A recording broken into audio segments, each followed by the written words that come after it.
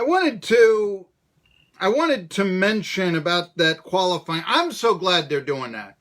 And I know that maybe, the car goes around on the oval in a circle and we hit the stopwatch might not be the most exciting thing, but I never could figure out the three cars on the track, what was going on. I could never figure out the strategies there. And maybe it is just better to sort of get the best time. When's he going off? Maybe that was the best thing. And just an idea of, what are the cars really going to have underneath the hood in this race?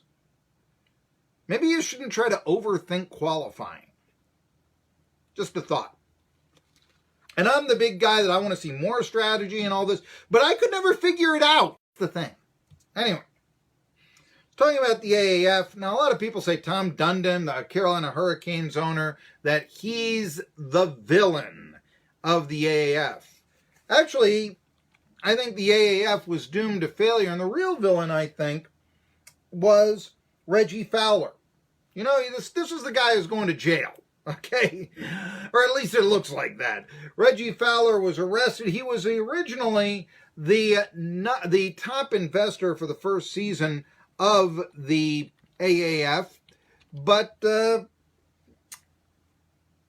he had injected $25 million, but you see, withdrawals from Fowler's various foreign and domestic banks were suddenly, without full explanation to the board of directors of the Alliance of American Football, held up around Christmas.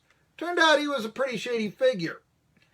Department of Justice announced on April the 30th that Fowler had been charged with bank fraud. Detention hearing scheduled for, I think, today in Arizona, and his Israeli alleged co-conspirator remains at large. Boy, these are just the investors you want to get involved with, aren't they? This was got to be the backbone. And then Tom Dundon comes in and says, I'll give you $250 million. I'll save you and all this. And I realizes, hey, you know what? Maybe having to pay to broadcast the games, which the AAF had to do, lose $250 million for 3 years so that you can have crazy football league in front of 15,000 fans a game that doesn't have kickoffs and makes you go for 2 all the time. And meanwhile, I don't want to lose enough money that I can't put any money into my real sports investment. 10 seconds to go. The Hurricanes look to get it out. They can't need a rider, though. Slides it in Sebastian Aho's got the puck. He's in alone. Aho finishes this one. The Hurricanes up 5-2 over the Islanders, and they'll be up 3-0 on the Islanders in this series. Canes won it. What'd they do? In 2004, so 15 years ago, the Stanley Cup. Now they're up 3-0.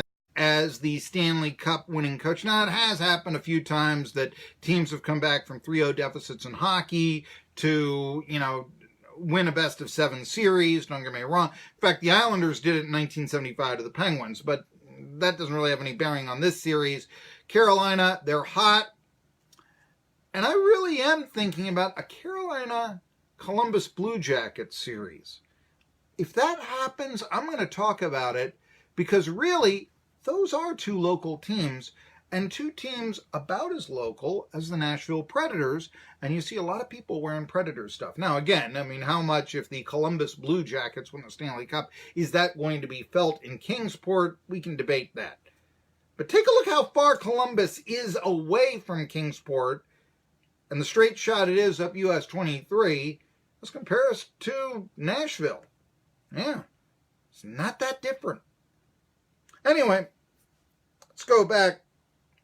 I was mentioning, and again, this is the thing. Now, if you have, somebody comes in and picks up the Philadelphia Eagles, Jeff Lurie or who, actually Norman Braman, who was a car dealer and all. I will buy the Philadelphia Eagles and I will save them for Philadelphia. That's what happened years ago, okay? Yeah, their old owner had gambled away his fortune and was going to be forced to sell the Eagles. And for one time, it looked like they were actually going to be the team in Phoenix, Arizona. That's how broke he was. He was just one, but a car dealer, I think he was from Miami, named Norman Brayman, stepped in and said, the Eagles belong in Philly, and, saved that. Well, he had the investment. You see what happened when one bad person, and he owns a single franchise, even the franchise can be saved. One bad person. I'm just saying, though, that this app, if that becomes a thing, if it becomes a thing in the NHL, that might be the AAF's legacy.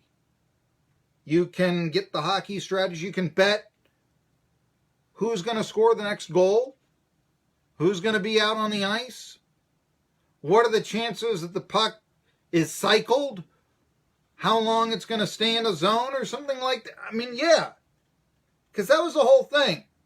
You can bet on whether they're going to boom. If Dundon does it that way, if Tom Dundon does it that way, who knows, and all this. Regardless, the AAF, it will be no more. And I've been just reading off some of the story that was in Sports Illustrated. And even they say, look, I mean, you want to make Dundon the bad guy because he didn't want to lose money. Come on. League he took over in February was already flawed. Look, how flawed was, and I mentioned this before at the time. Remember the Phoenix Hotshots, Hugh Freeze, he was their offensive coordinator, but then, wait a minute, he becomes the head coach at Liberty after a flirtation with various college programs, including the Vols. I would have thought that maybe 17-year-old's living room and eating a bad pecan pie and adjusting the tie and going on all over and humiliating yourself to 17-year-olds to get them to play for you, I would have maybe thought pro football would have been more appealing to a coach. And for that matter, yeah, when you're a pro coach, nobody really cares about, hey, that probation over at Ole Miss.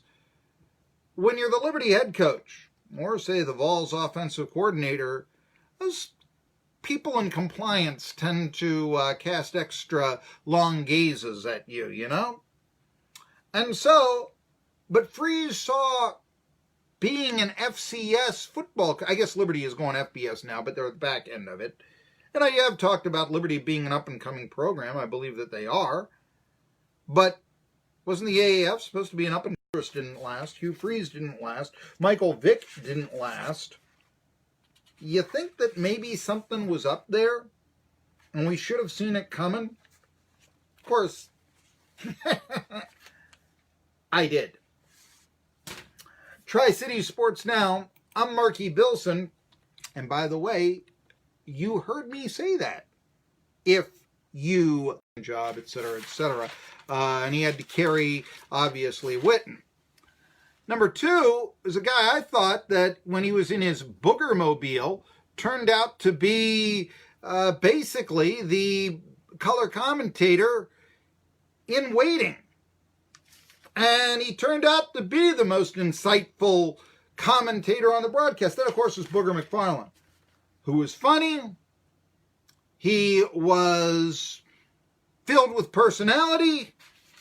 He was insightful. He was everything Jason Witten wasn't. Years ago, when he was going into the draft, I went away from it and I said, boy, that's not what I took from it. Hopefully he was just sort of fatigued after working out, but I was like, oh my God. And I think that's why he lasted to the third round and wasn't taken in the first, honestly. But Jerry Jones has his power. There won't be booth. Of course, the ESPN reached out to Peyton Manning, but it'll just be the two-man booth. Booger and Joe Tessitore. They'll have their sideline reporters. I won't remember who they are. They're sideline reporters. I remember Lisa Guerrero. She was beautiful. I remember Eric Dickerson. He was incoherent. I remember Lynn Swan. He was there for quite some time. Charismatic enough to run for governor. No way they're going to pay $1.9 billion to keep it. They're going to look at themselves as being, journalistically, they can, pursue and be more critical of the NFL. If they don't broadcast football, they'll double down and tell us how great the NBA is. And either the NFL Network picks up Monday Night Football or it is dissolved entirely, what with Thursday night football and Sunday night football making it obsolete. I'm Marky Billson. More. How are the local college teams? What do they got to look out for next year? Come and celebrate the strawberries.